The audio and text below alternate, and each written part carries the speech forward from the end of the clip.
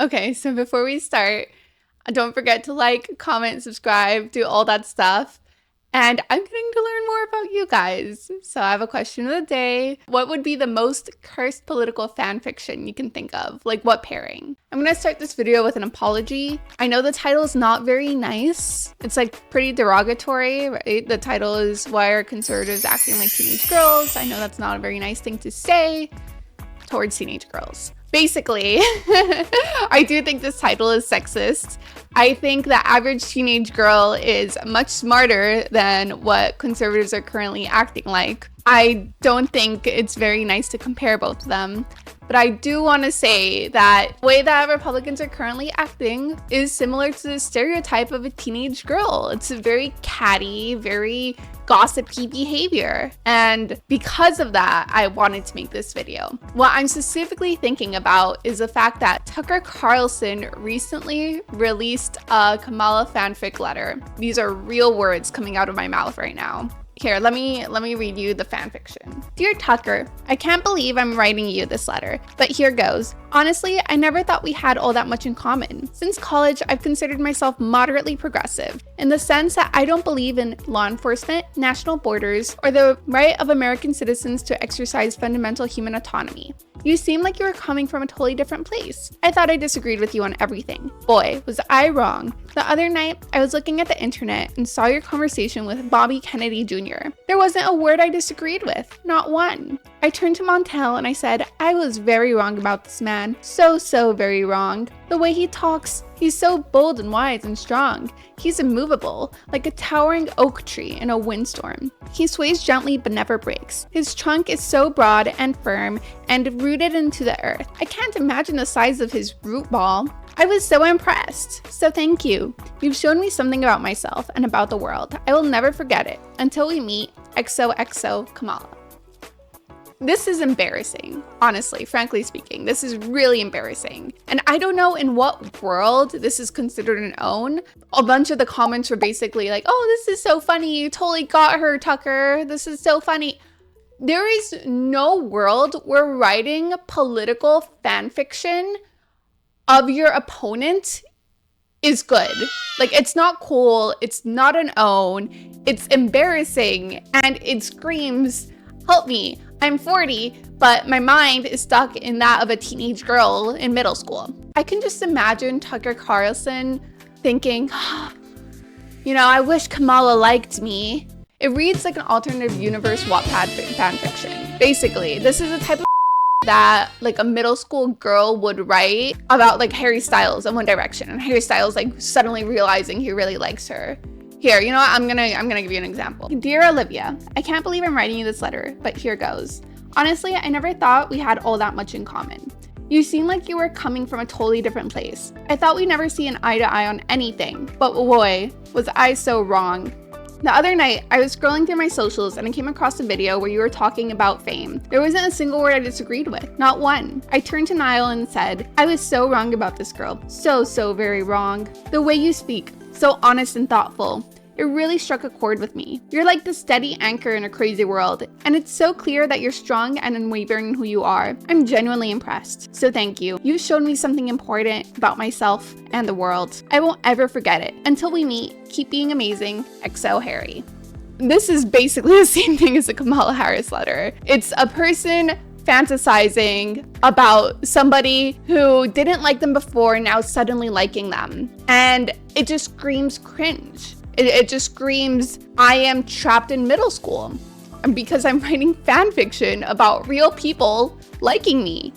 Also, some of the words I think are just so funny. I can imagine like Tucker Carlson laying down in bed with like his little diary or notebook and his pen, just being like, I would love it if Kamala called me a strong oak tree, swaying gently but never breaking.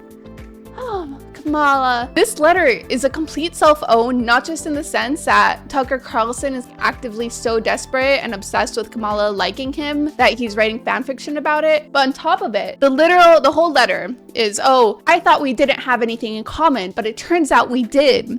I don't believe in law enforcement, national borders, or the right of American citizens to exercise fundamental human autonomy. Right. You are saying you, Tucker Carlson, don't believe in those things through this letter. Because you're like, oh, you know, fictional Kamala didn't like me till she realized we had these things in common. You're saying you don't believe in human rights or in law enforcement. Is that what, does your base know that? Does your base know that you don't believe in either of these things? Specifically the human rights one, because like the number one argument that Democrats have been making for the past year is that, oh, the Republicans are fascist now. They're fascists. They don't believe in human rights. They're trying to take your human rights away. They don't believe in human rights. And now you're like, I don't believe in human rights either. Okay, thank you, I guess. I mean, thanks for going mask off in the most like weirdest, cringiest way, but I guess thank you for being honest. The Harris response to this was not very good in my opinion. It basically was writing another letter pretending it was Tucker Carlson fan mail. Here, I'll put it on the screen, but I don't think it's really good. What they should have done instead is that they should have written the following letter. Dear Tucker, it is worrying that your obsession over me has grown to the point of actively fantasizing scenarios where I like you. We know things have been tough for you ever since you were fired from Fox News over spreading misinformation. If you cannot afford to go to a doctor right now, we'd be happy to look into Obamacare plans that could cover you. Hopefully, you could find some time in between writing fanfiction and complaining about green M&Ms to get your weird obsession checked out. Best, Kamala. Alternatively, they could have also just put this letter up.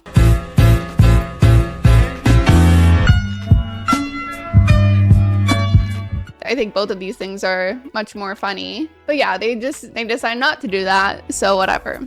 Talking about Tucker Carlson, he's also given other actions that give off catty behavior. Recently, he said he wasn't going to say the name specifically, but he was like, oh, there's this one person on the right who I think is basically compromised by the feds. And Milo Yiannopoulos, I can't pronounce his name, Milo, later on Twitter is like, I can confirm he's talking about Nick Fuentes. And that whole dynamic kind of reminds me of middle school girls, where it's like you have the popular girl being all like, I'm not gonna name names, but one of you guys has to lose weight and is really annoying. And then her coney, like Jessica or something, comes up and is like, yeah, Deandra, we're talking about you.